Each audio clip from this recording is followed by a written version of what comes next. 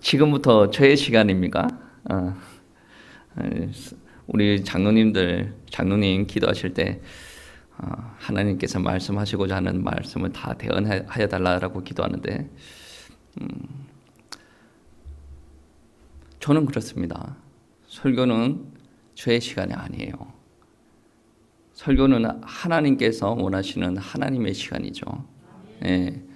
그 하나님의 말씀을 설교자는 잘 전해야 되지만 그 잘 전한다라는 기준이 하나님께서 원하시는 그대로 전하는 겁니다. 그리고 지금 이 시간에는 여러분의 사역 시간이 아닌 게 아니에요. 여러분도 동일하게 사역하는 겁니다.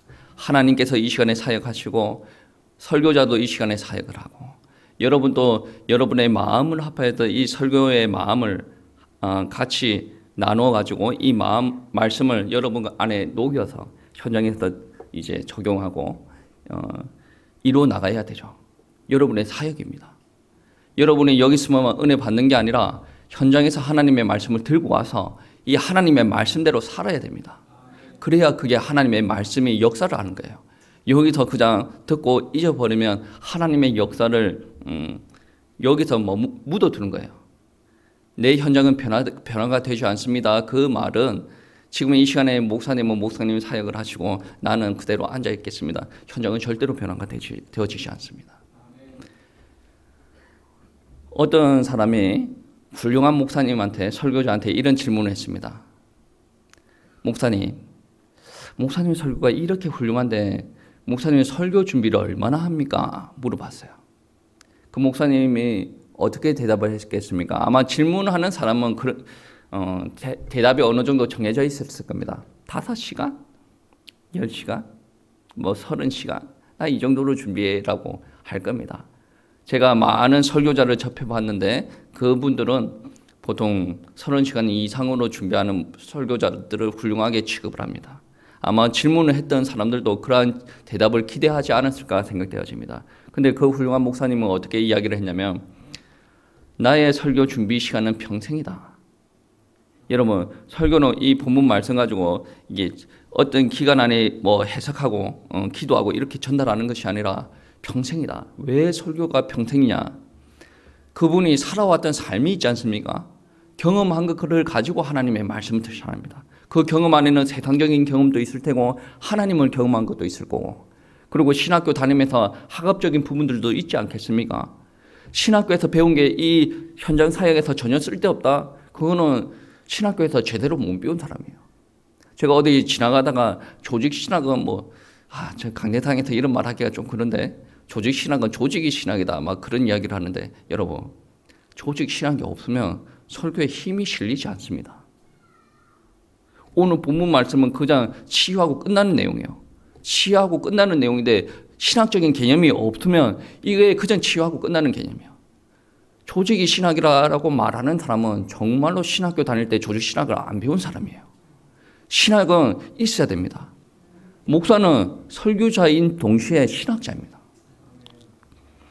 제가 여러분과 같이 설교에 동참을 하고 싶다라는 개념이 뭐냐면 저는 여러분과 10년 넘게 같이 있었지 않습니까? 제 성장 과정을 봤지 않습니까? 처음에는 그렇고 지금은 이렇고 앞으로 그렇게 될 것이다. 지금 이 설교하는 내용들이 여러분이 저를 만들어 준 거예요. 하나님께서 저를 만들어 준 겁니다. 우리 목사님 설교가 변화가 없어요. 목사의 탓이 제일 크겠죠. 변화가 없다라는 것은 저는 그런 이야기를 들어본 적이 없는데 변화가 없다라는 말은 목사의 탓이 제일 클 테고 그 다음에 탓은 성도의 탓이에요. 성도가 변화가 없으니 목사가 같은 설교를 반복을 할 수밖에 우스갯소리입니다. 그러니까 여러분 설교 사역이 옛다 목사 너의 사역이다 그런 개념이 아니라 우리 교회와 우리 성도님들 다 같이 하는 사역이에요. 제자들도 아마 예수님의 제자들도 그렇지 않았을까. 예수님의 제자들은 물론 예수님께서 사역하셨을 때 많은 응답들이 일어나면 자기가 받은 응답이냐 막 이렇게 했을까요? 누구나 다 그럴 수도 있겠죠. 근데 정말로 제자라고 한다면 그 응답에만 보고 이렇게 성취하는 것이 도취되는 것이 아니라 정말로 예수님께서 설교하시는 것을 같이 간다라는 생각을 아마 했을 것 같아요. 예수님께서 랍비로서 회당에서 사역했던 적이 좀 있어요. 그러니까 유대인 회당에서 말씀을 강론하고 그것을 하나님의 말씀으로 이제 풀어 전하는 거죠. 특히 가버나움 회당에서 어떤 일이 있었냐면 말씀을 전하는 중에 귀신 들린 자가 고래고래 고함을 치면서 예수님 앞에 나옵니다. 그 고함의 내용이 뭐냐면 나봐 우리야 무슨 상관이 있습니까? 그대는 우리를 멸하러 왔습니까? 라고 하면서 예수님 앞에 나오는 거야. 그때 예수님께서 어떤 말을 합니까? 잠잠하고 그에게서 나오라. 예수님의 말씀이거든요. 이 말씀을 하시면서 귀신 들린 자 안에서 귀신을 쫓아내십니다. 예수님의 사역은 실로 다이나믹하죠. 우리가 계획한 대로 흘러가지 않습니다. 어떠한 상황에 있든지 간에 그는 자기 힘든 거와 상관이 없어요. 하나님께서 펼쳐주시는 데 안에서 순종하고 나아가는 거예요. 이러한 사역 중에 많은 사람이 몰린다 그러면 제자들은 어떻게 합니까? 오지 말아라고 해요. 예수님 피곤하니까 오지 말아라. 그런데 예수님은 어떻게 합니까? 막지 말아라.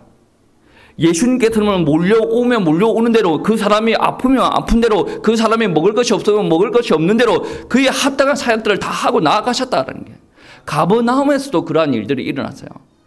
베드로는 그러한 사역들을 하시는 예수님을 바라보시면서 아 우리 예수님이 참으로 힘드시겠다. 말씀도 전하시고 군중에서 둘러싸이시고 귀신도 내쫓기시고 지금 식사도 제대로 못하시고 그래서 우리 집에 가서 우리 예수님을 편하게 쉬게 하시고 또 식사도 대접을 해야 되겠다라는 생각을 했던 것 같아요.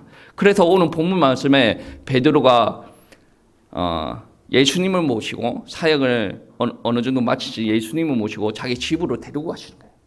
데리고 여러분 지금 또 이스라엘 가면 그런 유적지가 있는데 그 예수님 당시에 회당터가 베드로 집에서 한 20m, 30m 떨어졌습니다. 그러니까 유대인 회당에서 사역들을 마치고 20m, 30m를 걸어와서 베드로 집에 들어왔던 거죠. 저는 이렇게 생각할 때는 베드로는 자기 집에 아내도 있고 장모님도 있으니까 아마 믿었던 것 같아요. 우리 예수님을 모시고 가면 우리 아내가 요리를 잘하니까 우리 장모님이 일을 잘하니까 호닥호닥 해가지고 예수님 앞에 잘 대접을 해줄 거라고 생각을 했던 것 같아요. 근데 오늘 본문 말씀을 보시면 예상치도 못한 일들이 일어납니다. 예수님을 모시고 딱 들어갔더니 자기 장모님께서 열병을 앓아 누워 계시는 거예요. 베드로 입장에서 얼마나 황당합니까? 자기는 사역들 다 마치고 예수님을 모시고 왔는데 장모님께서 들어 누워 있으니까 자기 입장은 어떻습니까? 야, 장모님이 아픈 것도 모르고 이렇게 돌아다니는 나쁜 사회가 된 거예요. 그리고 예수님을 볼 때 자기는 어떻습니까?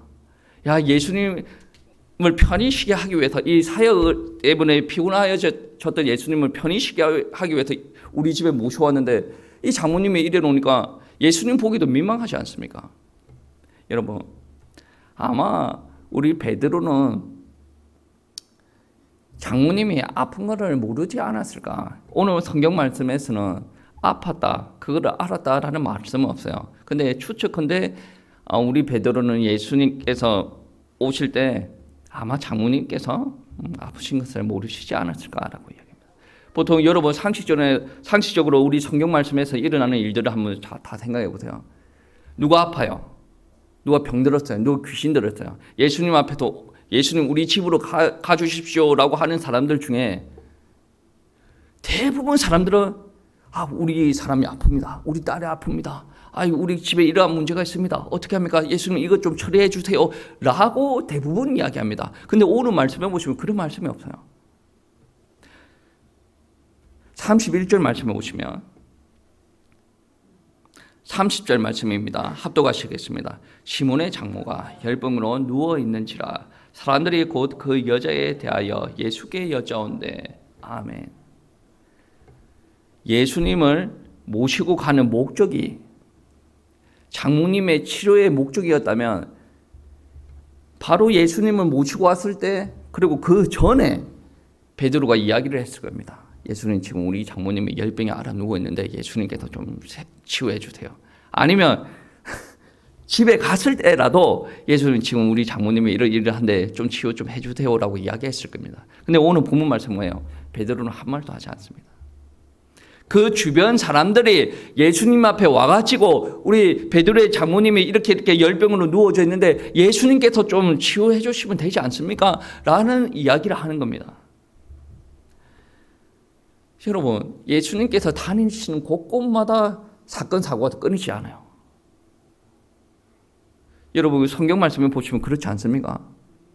예수님은 문제를 끌고 다니시는 분이에요. 아니, 예수님만 있으면 문제 가지고 온 사람들이 계속 붙어요. 병 있는 사람 붙고, 귀신 들린 사람 붙고, 가정에 문제 있는 사람 다 붙어요.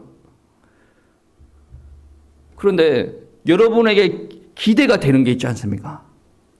우리 예수님에게 문제 가지고 있는 사람들이 붙으면 그 문제가 해결될 것이라는 기대를 여러분은 가지고 있지 않습니까? 여러분, 지금 예수님께서 어떠한 기대를 하셨는가는 모르겠어요. 근데 분명한 것은 지금 베드로 집에 문제가 생겼어요. 장모님이 열병으로 알아 누워있어요. 여러분, 기대가 되어집니까? 기대가 되어지지 않습니까? 기대가 되어지지 않습니까? 아, 다행이다. 베드로의 장모가 열병으로 누워있으니 이제 예수님께서 들어오셨다. 그러면 예수님께서 뭐 하실 겁니까? 예수님께서 치유시키겠지. 여러분, 이런 믿음이, 기대감이 전달되어지지 않습니까? 여러분 진정으로 여러분이 하나님을 믿고 예수님을 믿는다 그러면 여러분 가정에 문제가 있든 여러분에게 문제가 있든 여러분과 함께 하시는 예수님이 여러분의 문제를 해결해 주실 것이라는 기대감을 가지고 살아야 됩니다. 그냥 기도할 때 믿습니다 이렇게 하는 것도 중요한데 굳이 그렇게 기도할 필요가 있습니까? 주님께서 나와 함께 하십니다. 주님께서 이끄실 걸 믿습니다. 언제 치유하실지를 모르겠지만 치유하실 것도 믿고 내 상황이 지금 이러한데 하나님께서 이걸로 통해서 하나님의 계획을 이루어 나가실 것을 믿습니다. 제가 기도하지 말라는 부분들이 아니에요. 기도해야죠. 근데 믿습니다. 그렇게 기도할 필요가 있습니까? 믿어지는 걸 어떻게 합니까? 여러분, 가정에 가면 사랑하는 사람들이 있죠. 그 사람한테 사랑합니다 해야 사랑이 느껴집니까? 사랑해. 그리고 행동으로 보여주는 거죠. 남편이 아내를 향해서 하루에 한 30번 정도 사랑합니다라고 표현을 한다 그러면 의심을 한번 해봐야 돼요. 어떤 의심을 해봐야 되냐? 다른 여자를 사랑할 수 있을 수도 있어. 저는 그래서 우리 장로님께서 우리 전도사님한테 30번 정도 사랑합니다를 안 하는 것 같아. 하루에 많이 하면 2번? 그래서 저분은 바람 피는 분이 아니구나. 저는 이렇게 생각합니다. 여러분, 사랑합니다라는 표현을 많이 해야 돼요. 그런데 굳이 명상이 되고 사랑을 알지? 사랑한다! 더 빨리 해봐! 그럴 필요는 없어요. 정말로 잔잔하게 이야기하더라도 느껴지는 경우가 있지 않습니까? 여러분 믿습니까? 이렇게 잔잔하게 이야기해도 믿어지는 사람들은 안에서 막 파도가 이런 거 하나님의 은혜의 파도가 막 이게 누구의 영역이냐? 하나님의 영역이에요. 우리가 모여져 있지만 이곳에 누가 역사합니까? 하나님께서 역사하신다는 거예요. 우리는 예수님을 믿기 때문에 우리 가운데 새로운 사건과 문제와 갈등들이 있다라고 할지라도 우리는 기대가 되어지는 거예요. 저는 성격이 그렇게 곱지는 않아요. 그래서 가끔 욱할 때가 있습니다. 욱하고 나서 또 어떠한 생각을 하냐면 육신이 연약하여서 또 이러한 실수를 했네. 그리고 하나님 앞에 기대하는 게 뭐냐면 하나님께서 또 문제를 일으키시네. 하나님께서 문제가 일으켰다라는 게 아니라 또 문제가 일어났네. 또 하나님께서 역사하시겠네. 믿음의 사람들의 모습들이라는 말씀입니다. 베드로 집에 예수님께서 들어가셨을 때 역사가 일어났어요. 근데 여러분 집에 예수님께서 들어가신다라고 한다면 어떠한 역사가 일어날까요? 이게 기대감이에요. 베드로 집에 예수님께서 들어가셨을 때 어떠한 역사가 일어났습니까? 병을 앓고 있던 베드로의 장모님이 치유를 받았다라는 겁니다. 여러분, 문제가 없는 인생들이 어디 있습니까? 아니, 자기가 문제를 일으킬 때도 있고 뜻하지 않게 내가 살아가는데 이상한 문제가 생길 수도 있어요. 문제가 끊임없이 진행이 되어지는 게 인생이란 말이에요. 근데 많은 사람들은 그 문제가 생길 때 어떻게 해결책을 풀어갑니까? 어떤 사람들은 문제를 해결할 도깨비 방망이를 구합니다. 아니면 그 문제를 회피합니다. 도깨비 방망이를 구하는 사람들은 어떤 식의 삶을 살아가는 줄 아십니까? 신앙인들 경우에 교회에 와서 절에 가서 아니면 다른 종교 집단에 가서 문제 해결을 구한다는 거예요. 문제 해결을 구하는 게 우선이 아니지 않습니까? 우리가 이것을 통해서 하나님의 주권을 인정한다 그러면 하나님의 뜻을 구하는 게 우리가 먼저 해야 되는 거예요. 그거를 물어보지 않고 우선적으로 문제 해결을 구한다라는 것은 하나님을 도깨비 방망이로 여긴다는 거예요. 여러분, 문제 있을 때 하나님께 기도해야 됩니다. 그 기도하지 말라는 개념이 아니라 그거를 위해서 신앙생활을 하는 것은 위험할 수 있다라는 거예요. 그리고 문제 회피형 신앙인들은, 그러니까 교회 안에 있는 사람들만 이야기하는 게 아니에요. 교회 밖에 있는 사람들도 어떻게 신앙생활을 하냐면, 어떻게 살아가냐면, 문제가 닥쳤을 때 이 문제를 보고 있는 게 너무 힘든 거예요. 그러니까 이 문제를 놓고 기도하는 사람보다 더 연약한 사람이죠. 문제를 바라보고 있으면 이것 때문에 너무나도 힘든데 기도하면 또 생각나고 아예 회피를 하는 거예요. 회피하는 방법이 뭡니까? 결혼했을 때 남편이 있고 아내가 있습니다. 이 사람 때문에 너무 힘듭니다. 어떻게 해야 됩니까? 회피를 하는 거예요. 바꾸는 거죠. 직장 생활하는데 내 직장 상사 때문에, 우리 직장의 구조 때문에 너무나도 힘들어요. 마음에 안 들어요. 어떻게 합니까? 회피를 하는 거죠. 내가 교회를 다녔는데 이 교회를 알고 보니 이런 교회가 아니더라. 회피를 하는 거죠. 다른 교회를 찾아가는 거고. 여러분, 회피하는 사람들의 특징이 무엇인지 아십니까? 영적인 성숙이 없어요. 그리고 영적인 성숙이 없기 때문에 세상적인 성공도 보장이 되어지지 않습니다. 저와 여러분이 영적인 성숙이 없다 그러면 누가 역사를 하지 않겠습니까?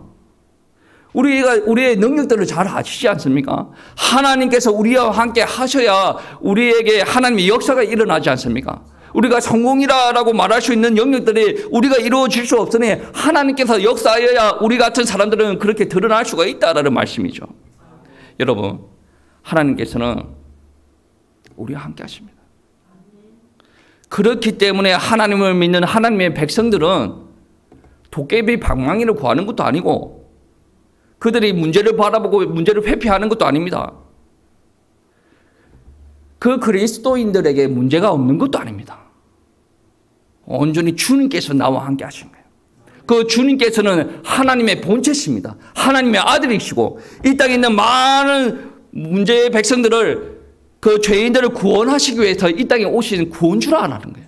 그분을 우리들 가운데 받아들이는 순간에 지금 우리들이 문제 가운데 있다라고 할지라도 우리의 문제는 크게 문제가 되어지지 않는다라는 말씀입니다.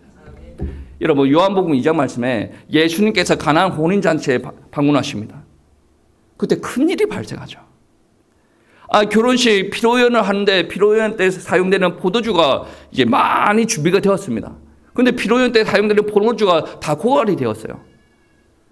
그 말을 듣고 걱정하지 않는 분이 딱 한 분 있어요. 누굽니까? 예수님. 능력이 있으신 분이거든요. 그래서 나중에 종이 예수님의 말씀 듣고 예수님께서 시키는 대로 이렇게 하는데 그 종이 예수님의 말씀 듣고 행합니다. 예수님의 첫 마디가 뭡니까? 물을 항아리에 가득 채우라. 이해가 가지 않습니다. 지금 포도주가 없는데 지금 물을 왜 채우라는 거지? 그 다음에 예수님께서 하시는 말씀은 뭡니까? 그 물을 떠다가 손님들한테 갖다 바쳐라. 말이 되는 소리입니까? 아마 오늘날 사는 좀 세상 때를 묻은 신앙인들은 아마 이렇게 고백할 겁니다. 예수님을 바라보고 예수님이 바본가? 아니면 예수님이 나를 바보 취급하나? 지금 우리가 이야기한 건 뭡니까? 포도주가 없다라고 이야기를 했어요. 근데 예수님은 물을 가득 채우라고 하고 그 물을 갖다 나르라고 합니다. 그게 뭐겠습니까? 물 아니겠습니까? 물이에요. 우리가 이해와 논리를 강조하는 것이 아니라 예수님께서 시켰어요. 예수님께서 시켰는데 그 시키는 거 그대로 행하니 하나님께서 그 현장에 물이 포도주가 되는 역사가 일어났다는 거예요. 여러분 한번 생각해 보세요. 내 현장에 문제가 여러 가지 문제가 있어요. 자식 문제도 있고 직장 문제도 있고 내가 교회 갈등도 있고 여러 가지 문제가 있어요. 근데 목사님은 자꾸 은혜 받으라고 하고 성경책은 자꾸 하나님의 말씀 따라가라고 하는데 이게 되어집니까? 어떻게 생각하면 내 상황은 그렇지 않다니까요. 여러분, 애굽에 노예 생활을 하던 이스라엘 백성들이 있어요. 하나님께서 나아가라고 했어요. 출애굽하라고 했어요. 할 것이다라고 이야기했습니다. 출애굽 시키려고 어떻게 해야 되죠? 강한 군대가 있어야 되지 않습니까? 하나님은 그런 약속하지 않았습니다. 언제 출애굽의 역사가 일어났죠? 문인방과 문설주에 양의 피를 바르라고 하지 않았어요. 조금 신앙에 때를 묻은 사람은 어떻게 생각하겠습니까? 예, 하나님, 그렇게 어이없는 말을 하지 마시고 피 바르는 게 중요한 게 아니라니까요. 내 상황, 우리의 상황이 지금 이렇다니까요. 하나님 강한 분 아닙니까? 전지전능하신 분 아닙니까? 저 하나님, 우리가 원하는 대로 좀 해주세요. 근데 하나님께서 원하는 건 뭐예요? 너희들이 지금 이렇게 노예 생활하고 있는 건 뭐냐? 피의 언약을 잃어버렸기 때문에. 너희가 피의 언약을 잡는 순간에 너희들을 회복시키는 분은 누구냐? 하나님입니다. 이사야 7장 14절 말씀에 이런 말씀이 있죠. 여자가 잉태하여 아들을 낳을 것이요 그의 이름은 임마누엘이라. 나라가 지금 바벨론의 포로가 되어져 가는데 하나님이라는 분이 지금 이러한 말씀을 하고 있어요. 아니, 우리나라가 지금 망해가지고 이렇게 포로가 되어갑니다. 하나님은 어떻게 좀 해보세요. 근데 하나님께서는 뭐라고 합니까? 여자가 잉태하여 아들을 낳을 것이래요. 아니, 우리의 상황과 맞지 않다니까요. 근데 이 언약을 붙들었을 때 하나님께서 회복을 약속하십니다. 왜 그렇습니까? 너희가 지금 나라가 망하고 포로로 끌려가는 이유가 무엇입니까? 여자의 후손, 양의 피, 너희 죄 가운데서 구원할 구원주가 오실 텐데 너희가 구원주라는 언약을 잃어버렸기 때문에 너희가 지금 포로로 끌려간다. 그 언약과 동시에 예배도 무너져 내렸기 때문에 너희가 지금 포로로 끌려간다는 거예요. 사람들은 계속 눈이 어디에 고정되어져 있냐면 문제에 고정되어 있습니다. 그들이 바라는 것은 무엇입니까? 하나님의 뜻이 아니에요. 그들이 바라는 것은 문제 해결에 고정이 되어 있어요. 그렇기 때문에 하나님의 계획을 바라보지 못할 때가 너무나도 많이 있다는 것입니다. 여러분,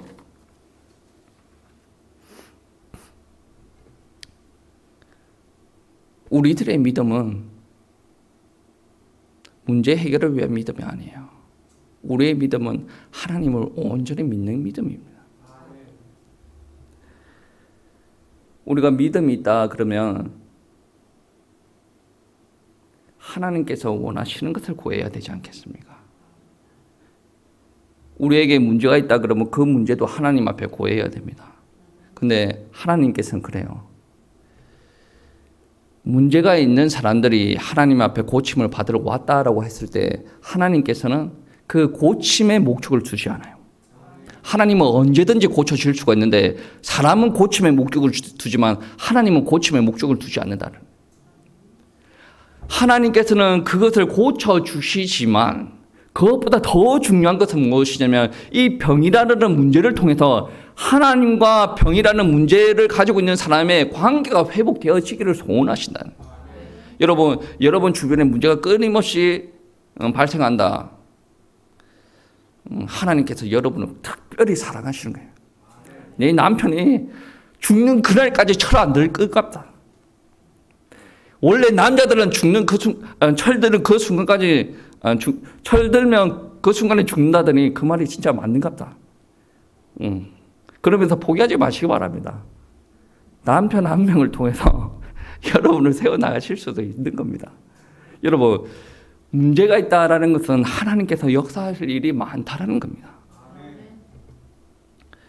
오늘 본문 말씀 31절 말씀해 보시면 예수님께서 나아가사 그 손을 잡아 일으키시니 열병이 떠나가고라고 합니다.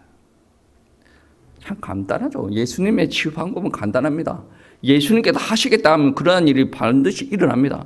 여러분 문제 있습니까? 여러분 문제 치유하겠다. 예수님께서 작정만 하시면 지금 이 순간에 완전히 해결되어질 수가 있습니다. 근데 하나님의 뜻이 중요하죠. 지금 바로 해결할 수도 있고 몇 년 뒤에 해결할 수도 있고 지금 조금 기다리고 네가 좀 연단되어져야 된다라는 뜻을 가지고 있을 수도 있지 않습니까? 근데 내가 하나님의 뜻에 전혀 관심이 없어요. 하나님의 뜻이 전혀 이해가 되지 않습니다. 그 가운데는 하나님께서 역사 안 하실 확률이 아주 많습니다. 오늘 본문 말씀에 여러분 한번 생각을 해보세요. 베드로 장모 입장을 한번 생각을 해보겠습니다. 베드로 장모는 베드로를 어떻게 생각할까요? 베드로 장모님은 베드로가 그렇게 마음에 들지는 않았겠지만 그래도 뱃일을 하면서 돈 벌어가지고 자기 딸을 먹여 살려고 가정을 돌보는 사람 아니었습니까?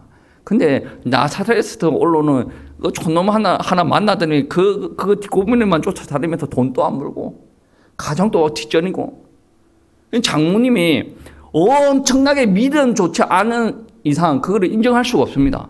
교회 다니는 사람들도 교회 다니는 권사님이다라고 하더라도 자기 사회가 목사다, 대형교회 목사가 아니고 뭐 시골 조그만 교회 목회를 하고 있다, 자기 딸내미가 힘들어한다, 속으로 어떻게 했어요? 엄청나게 믿음 좋은 권사님이 아닌 이상 그 조그만 교회 부흥학교 못 시키나 그런 생각 안 들겠어요? 우리 딸내미 사모 시키고 싶어서 사모로 보내놨는데 저 목사 사회가 저 무능해가지고 우리 딸내미만 고생한다. 그 시간에 내가 같으면 기도하겠어요. 여러분, 장모면 그럴 수가 있어요. 그런데 우리 베드로의 장모님의 심정을 잘 이해를 할 수는 없죠. 근데 분명한 것은 무엇이냐면 지속적인 고열로 시달리고 있었어요. 그리고 예수님께서 한 번의 터치로 그 병이 완전히 나아버렸어요. 그 말은 무슨 말이냐면 이게 손 한 번 잡는 것을 통해서 완전히 주님께서 그 사람에게 임재하셨다는 거예요. 육신이 바로 치유되는 것이 완전히 느껴졌다는 게, 순간적으로 치유가 되어졌다. 이런 일이 과학적으로 증명이 되어집니까? 물이 포도주가 되는 게 증명이 되어집니까? 예수님께서 임재했을 때 그러한 역사가 일어난다는 말씀이에요. 그리고 더 중요한 것은 무엇이냐면 병 고침과 동시에 그녀의 영혼도 회복이 되어졌다. 은혜를 받고 자기의 영이 회복되어지면 어떤 일들이 일어나냐면, 나의 감정이 그렇게 중요한 것이 아니었구나, 나의 논리가 그렇게 중요한 것이 아니었구나, 이때까지 내 주변에 많이 실타래처럼 얽혀져 있는 많은 문제들이 그렇게 중요한 문제가 아니었구나, 내가 원망 불평하면서 입으로 내뱉었던 그 말들이 정말로 사소한 것이었구나, 은혜 한번 받으니 다 해결되는 것이었구나, 내가 믿습니다가 아니라 실제적으로 하나님의 은혜가 임재하고 나니 내 안에 정말로 샘물 같은 은혜가 흘러나와요. 평안이 흘러나와요. 감사가 흘러나와요. 기쁨이 흘러나와요. 그 다음에 어떻게 됩니까? 정말로 내가 쓸데없는 소리를 하고 다녔구나, 정말로 내가 사소한 문제에 내가 목숨을 걸고 다니구나, 하나님의 은혜가 임하고 나니 내 논리가 전혀 필요 없어요. 내 감정 힘든 거 전혀 필요 없습니다. 내가 너무나도 기쁜데 너무나도 자분해 칠 수도 있는 게 하나님께서 함께 하실 때 일어나는 능력이다라는 말씀입니다. 여러분, 예수님께서 베드로 집에 들어가셨어요. 그리고 예수님께서 베드로의 장모님을 치유하셨으면 그 치유에는 육적인 치유만 있는 게 아니라 영적인 치유도 있었단 말이야. 예수님을 만나고 나서 그 다음에 일어나는 일들을 한번 보시기 바랍니다. 31절 말씀입니다. 한번 합독하시겠습니다. 나아가사 그 손을 잡아 일으키시니 열병이 떠나가고 여자가 그들에게 수종드니라. 아멘. 병이 치유가 되고 영이 회복이 되고 그 다음에 일어나는 말이 어떤 일이에요? 이 사람의 행동이 바뀌었다라는 말씀이에요. 이 수종드니라라는 이 말은 조금 어려운 말로 미완료형이다. 그 말은 쉽게 이야기하면 그 말입니다. 우리 영어를 배우신 분은 좀 알겠죠. 미완료형이라는 말은 지금 이번 한 번만 수종 드는 게 아니라 이걸로 통해서 앞으로 쭉 계속 수종을 든다라는 말씀이에요. 예수님을 믿고 치유받고 영이 회복되니 수종을 드는 사람이 되었다. 이 수종을 든다라는 말에서 집사라는 단어가 나오는 거예요. 오늘날은 집사는 교회 다니면 어느 정도 다니면 교회 명패처럼 지위로 생각하는 것이 있는데, 여러분, 집사는 수종 드는 사람이에요. 수종은 아무나 듭니까? 은혜 얻는 사람은 수종 못 듭니다. 하나님께서 주시는 은혜가 있어야 수종 드는 사람이 되어진다. 집사는 그래야 되네. 그렇게 집사로 수종 들다가 교회에 더 큰 일을 감당하기 위해서 리더십으로 더 성장해 가는 겁니다. 이 수종은 아무나 드는 게 아니라 하나님의 은혜가 임한 사람만이 수종을 들 수가 있는 거예요. 여러분, 하나님의 은혜는 뭡니까? 하나님의 성품은 무엇이에요? 성령님께서 내 안에 올 때는 어떤 역사가 일어나죠? 하나님이 거룩하신 분이에요. 나한테는 거룩하심이 조금씩 회복되어 가는 거예요. 하나님의 성령님이 나한테 올 때 제일 큰 열매가 뭡니까? 사랑이지 않습니까? 사랑이라는 은혜가 내 가운데 일어나는 거예요. 그 사랑이 내 가운데 회복되어지면 수종 드는 것은 당연하지 않습니까? 저도 성령 받았고 여러분도 성령 받았으면 어떠한 역사가 일어납니까? 그 한 성령으로 하나로 회복되어지는 역사가 일어나지 않습니까? 이 교회 공동체를 하나로 회복되어지고 나서 하나님께서 하고 싶은 일이 무엇이냐 말이에요. 우리 교회를 탄탄하게 만드는 그것이 최종적인 목적이 아니라 교회가 세워지면서 하나님께서 요구하시는 것은 이 교회가 하나님의 뜻으로 세워진 교회이기 때문에 하나님의 뜻을 땅 끝까지 증거하는 선교하는 교회가 되어지는 것이 하나님의 목적이다라는 말이에요. 수종드리라. 여러분 수종 드세요. 그 말이 아니라 지금 그렇게 수준 낮은 말을 하고 싶은 게 아니에요. 베드로 장로님이 수종 들면서 일생을 그렇게 살아갑니다. 그렇게 자기의 위치에서 그러한 모습들을 감당함으로 말미암아 하나님의 일이 드러나기 시작합니다. 여러분 한번 보세요. 우리 성경책에는 베드로 장로님이 예수님을 좋아했다 안 했다라는 말이 없어요. 근데 분명한 것은 오늘 이 병고침이 있고 나서 예수님을 적극적으로 지지하지 않겠습니까? 그리고 뭐 베드로를 싫어했을 수도 있죠. 그런데 예수님을 지지한과 동시에 베드로를 적극적으로 지지하지 않겠습니까? 은혜가 임했다는데. 아니 자기 그렇게 팔팔 끓는 열이 한순간에 떨어졌는데 이거는 하나님의 능력 아니면 일어날 수가 없다. 운 좋게 그러한 역사가 일어났다고 하더라도 내 마음속에 예수님께서 확 들어오셨어요. 아 저분이 하나님이시구나. 저분이 구원자시구나. 그래 딸 보고 어떻게 하겠습니까? 야 딸아 너 집안 살림 똑바로 해라. 그런 말이야. 여러분 고린도전서 9장 5절 말씀을 보시면 이런 말씀이 있습니다. 형제들과 게바와 같이 믿음의 자녀된 아내를 데리고 다닐 권리가 없겠느냐? 게바는 누굽니까? 베드로예요. 베드로가 아내를 데리고 다니는데 그럴 권리가 너희들에게 없겠느냐? 그 말은 무슨 말이에요? 베드로가 사역을 하는데 아내를 끌고 다녔다는 말이에요. 믿음이 없는 아내를 끌고 다녔겠습니까? 오늘 말 고린도전서 말씀은 믿음의 자매를 끌고 다녔다라는 말이에요. 그 말은 무슨 말이에요? 베드로 장모가 열병을 앓고 있었어요. 그거는 사람들한테 큰 문제입니다. 잘못하면 죽을 수도 있어요. 여러분 열병이 크게 올라가면 사람이 죽을 수도 있습니다. 그러한 상황 가운데 예수님께서 방에 저희들 집에 들어오셨고 그 예수님으로 말미암아 병이 회복되었어요. 은혜를 받았어요. 그 사람의 행동이 변화가 되어지기 시작합니다. 그 장모님 한 명이 변화가 되어졌는데 가정 전체가 변화가 일어납니다. 나중에 이 딸이 정말로 은혜 받고 변화가 되어져서 어떤 일들을 합니까? 베드로가 선교 사역, 전도 사역 하러 다니는데 그 자기 신랑을 쫓아다니면서 하나님의 사역들을 감당했다라는 거예요. 여러분 주변에 문제가 많이 있습니까? 기대하십시오. 저는 문제없는 집안을 특별히 기대하지 않습니다. 때에 따라서는 조금 교만한 것 같지만 너무 평안하면 좀 생겼으면 좋겠는데 문제가 있어야 더 기도하는 거고 믿는 사람들을 전제하는 거예요. 문제가 있어야 더 기도하는 거. 문제가 있을 때 기도하면 하나님께서 역사하시는 거 아니에요. 여러분 우리의 신앙생활은 치유가 목적이 아닙니다. 우리의 신앙생활은 제일 먼저 일어나야 될 것이 예수님을 우리 집에 모시는 거예요. 예수님을 내 마음 안에 모시는 겁니다. 여러분 이 모시고 그 다음에 치유가 일어납니다. 그 치유가 일어난 다음에 어떤 일들이 일어나는가 한번 보십시오. 마태복음 28장에 하늘과 땅의 모든 권세를 가지신 예수님께서 우리와 함께 하신답니다. 왜 우리와 함께 하십니까? 치유도 하시겠죠. 모든 민족으로 와서 복음 전하고 제자 삼으라. 사도행전 1장 8절에 뭐라고 합니까? 예수님의 영 성령께서 우리와 함께 하신다. 성령 충만 받아라. 그리고 나서 너희는 땅까지 증인되리라.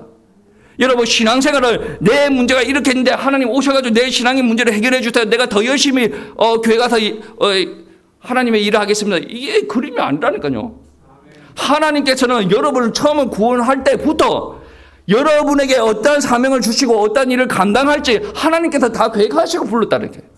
여러분이 태중에 있을 때도, 여러분의 창세 전에 여러분이 만들어지지 않았을 때도 하나님께서 지명하여 우리를 불렀다는 거예요. 그런데 우리는 어디에만 관심이 있습니까? 하나님 앞에는 관심이 없어요. 우리의 문제에만 관심이 있습니다. 그래서 우리는 하나님을 조금 더 알아가기를 소원해야 됩니다. 성경 말씀은 우리가 어떻게 응답받고 살아가는 것을 기록하고 있는 말씀이기 이전에 성경은 하나님에 대해서 기록하고 있습니다. 하나님께서 사람을 사랑하셔가지고 창조하셨습니다. 그 사람이 죄를 범했습니다. 그 사람을 하나님께서 진노하시지만 그 사람을 볼 때 하나님께서 사랑하는 마음이 여전히 있습니다. 그래서 여자의 후손 보내주시겠다. 그리고 사랑하는 독생자 아들을 십자가에 매달려 죽이신 거예요. 그게 성경 말씀이에요. 여러분 안에 예수 그리스도가 있습니까? 그 그리스도께서 어떻게 이야기하셨습니까? 내가 다시 오겠다. 성천하신 모습대로 다시 오겠다. 재림을 믿으셔야 되지 않겠습니까? 그리고 그 예수님이 어떻게 이야기했습니까? 땅 끝까지 복음이 전달되어지고 난 뒤에 내가 오겠다라고 이야기하지 않습니까? 그럼 우리 신앙생활은 계속 흘러야 되지 않겠습니까? 내가 믿었고 내가 앞으로 더 응답받아 갈 테고 그 응답받아 가는 이유가 뭡니까? 복음 선교예요. 그리고 예수님께서 오신 그날까지 향해서 나는 달려갑니다. 이 땅에 있는 사람들이 먹고 마시고 입고 자는 거에 너무 관심이 많습니다. 그래서 예수님께서 하신 말씀이 무엇입니까?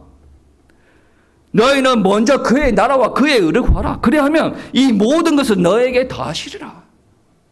우리들이 먹고 사는 거에 관심을 최고로 가지고 있는데 그것보다 하나님의 일에 관심을 가지라라는 말씀입니다. 우리 가정에 내에게 주님을 모시고 받아들이면 문제가 있을 때에도 하나님께서 문제를 해결할 것을 기대할 수가 있다라는 말씀입니다. 여러분 사랑을 경험해야 돼요. 한 남자와 여자가 결혼을 했어요. 상황이 힘들어져요. 힘들어져가지고 관계가 더 안 좋아진다 그러면 그거는 설익은 사랑이겠죠. 근데 사랑하는 사람이 상황이 힘들어졌어요. 경제적인 일이라고 보십시다. 근데 두 부부가 험한 일을 해가면서 서로를 의지하고 간다라고 생각을 한다 그러면 그 문제를 통해서 부부 관계가 더 돈독해지는 거 아니겠습니까? 내가 사랑하니까 네 아내가 따라와 이런 개념이 아니에요. 예수님도 그래요. 예수님은 우리 사랑하시지 않습니까? 모든 것을 다 주셨지 않습니까? 그 사랑을 우리가 느꼈어요. 지금 움직이지 못하고 있다라는 말은 그 사랑을 못 받았거나 그 사랑을 못 느끼고 있거나 그 사람을 받기 싫다고 거부하고 있거나 그 중에 하나겠죠. 정말로 여러분 안에 주님의 사랑이 있고 주님께서 임재하시고 있다면 그분이 이끄실 겁니다. 오늘 베드로의 장모의 이야기를 통해서 주님께서 우리 집에 오시면 주님께서 역사하실 것이다. 만약에 여러분이 하나님 앞에 이러한 질문을 했다라고 가정을 해보십시다. 하나님, 우리 집에는 왜 회복이 없어요? 하나님께서 뭐라고 말씀하실 것 같습니까? 너 왜 그런지 알겠니? 너희 집안에 왜 회복이 없는지 알겠니? 참 이상해. 그걸 왜 물어보지? 그럼 사람이 또 이야기하겠어요. 잘 모르겠습니다. 하나님 뭐라고 하겠습니까? 나는 너를 사랑하고 내가 너를 사랑하기 때문에 너에게 아주 사랑한다라는 말씀도 했고 너에게 어떻게 해라라고 말도 했는데 너는 한 번도 따른 적이 없어. 네 가정이 회복 안 되는 것은 정상적인 게 아닌가? 여러분, 목사님들이 하는 말이 엄청나게 진부할 수도 있어요. 왜 목사님은 신앙, 예배, 기도, 믿음을 강조하지? 하나님께서 해결해야 되지 않습니까? 여러분 직장 생활할 때 누구한테 제일 인정을 받아야 됩니까? 상사한테 인정받아야 돼요. 여러분 문제 누구만 해결할 수 있냐면 옆에 있는 사람도 아니에요.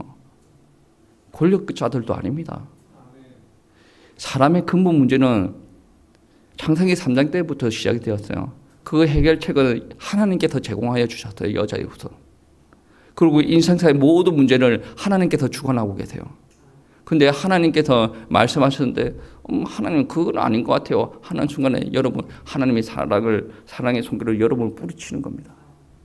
여러분 하나님을 받아들이시고 하나님께서 말씀하시는 대로 살아가시고 하나님께서 여러분의 가정과 여러분의 직장과 우리나라 세계 열방까지 통치하는 일들이 일어날 수 있도록 우리가 기대하시기 바랍니다. 그러한 일들을 기대하면서 우리는 뭐 해야 됩니까? 이 지역을 살리는 기도를 해야 되고 이 지역을 위해서 전도를 해야 되고 세계 열방을 향해서 복음 전하는 일에 동참을 해야 되지 않겠습니까? 왜 그렇게 오바스럽게 하냐면 주님의 사랑이 나한테 들어왔어요. 이 사랑은 이곳만 하는 것도 너무나도 중요한데 하나님께서 열어주셔가지고 여기서 또 복음 전하고 저기서 또 복음 전하고 얼마나 감사합니까? 내가 하나님 앞에 사랑받는 게 너무나도 인정이 되어지고 하나님께서 나를 쓰시는 게 인정이 되어지니까 너무나도 감사한 거예요. 하나님이 인정합니다. 하나님 사랑합니다. 하나님 내 현장 가운데서도 역사하여 주세요. 내 가정과 내 마음에도 내 직장에도 우리 가문에도 하나님 역사하여 주세요. 사랑받은 사람의 특징입니다. 강하게 밀고 가는 것도 중요하지만 설령 강하게 밀고 가지 않더라도 이 나의 고요함 속에 어떤 게 있냐? 주님의 임재가 있어요. 주님의 언약, 주님의 사랑, 그것이 나를 이끌고 갑니다. 그 최종 종착역이 어디냐? 천국인데 그 가는 과정 중에 우리는 뭐 하고 합니까? 문제 해결을 위해서 기도하는 것이 아니라 하나님께서 말씀하실 사역들을 감당을 하고 간다는. 그래서 여러분의 현장 너무나도 귀하고 여러분이 어떻게 인도받는가 너무나도 귀합니다. 여러분 이렇게 하세요 저렇게 하세요 아니고 제일 먼저 하나님께서 주시는 은혜 여러분은 회복하셔야 돼요. 사랑이 회복하시고 하나님께서 이끄시는 대로 인도받는 우리 귀한 성도님들 되시기를 축복합니다.